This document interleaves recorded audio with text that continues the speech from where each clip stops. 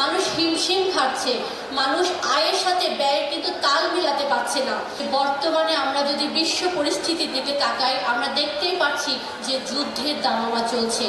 প্রতিটা রাষ্ট্রে রাষ্ট্রে এমন একটা হুমকির পর্যায়ে আছে, এই বুঝি যুদ্ধ লেগে যায়। ইউক্রেন রাশিয়ার যুদ্ধ আমরা দেখলাম, 1 বছর ধরে সেই যুদ্ধ চলল। যুদ্ধ মানেই ধ্বংস, যুদ্ধ মানেই প্রাণহানি, যুদ্ধ মানেই ক্ষয়ক্ষতি। করোনার মহামারী কাটিয়ে উঠতে না উঠতেই শুরু হয়ে গেল এই রাশিয়া এবং ইউক্রেনের যুদ্ধ। এবং এই দুই দেশের যুদ্ধের একটা যে ইম্প্যাক্ট হয়েছে পুরো বিশ্বের উপরে, সেটা কিন্তু আমরা বুঝতেই পারছি। আপনার জ্বালানি সংকট, যে জ্বালানির ঊর্ধ্বগতি দাম, ডলার ডিভ্যালুয়েশন, সেখানে মানুষের কর্মসংস্থান হচ্ছে না, মানুষ মারা যাচ্ছে, অর্থাৎ একটা ভয়াবহ পরিস্থিতি। এবং একটা দেশে যখন দুই দেশের মাঝে যুদ্ধ লাগে, এটার প্রভাব কিন্তু বিভিন্ন জায়গাতেও পড়ে।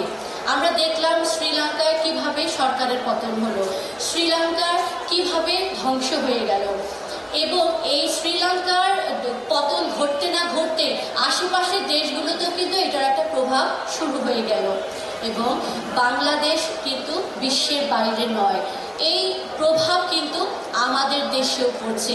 আমরা আমাদের এখন যে অবস্থা আমরা দেখতে পাচ্ছি, আমাদের দেশে প্রতিনিয়ত দ্রব্য মূল্যের যে ঊর্ধ্বগতি চলছে, দাম যেভাবে ধাই ধাই করে বেড়ে যাচ্ছে, মানুষের ক্রয় ক্ষমতা কিন্তু বাড়ছে না।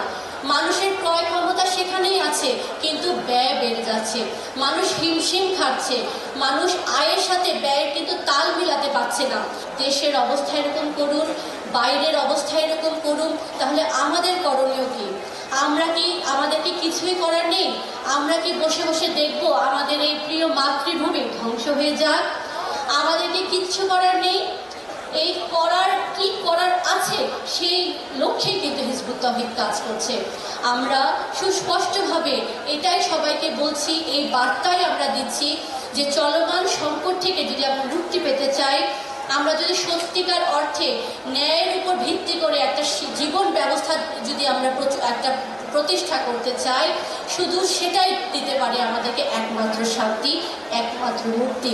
এবং সেটাই হচ্ছে তৌহিদ ভিত্তিক জীবন ব্যবস্থা, আল্লাহর দেওয়া জীবন ব্যবস্থা। যে জীবন ব্যবস্থার মূল মন্ত্রই হচ্ছে আল্লাহ ছাড়া কারো হুকুম মানি না।